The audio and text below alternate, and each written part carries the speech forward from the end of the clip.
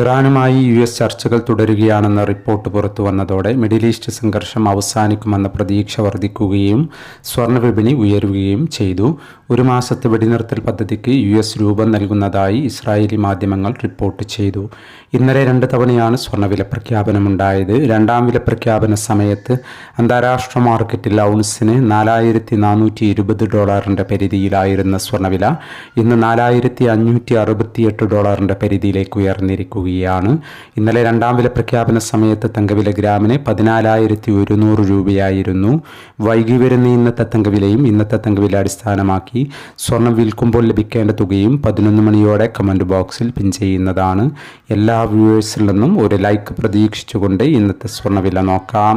ഇന്ന് പവന് 2,760 രൂപ കൂടി. ഇന്ന് 25/3/2026.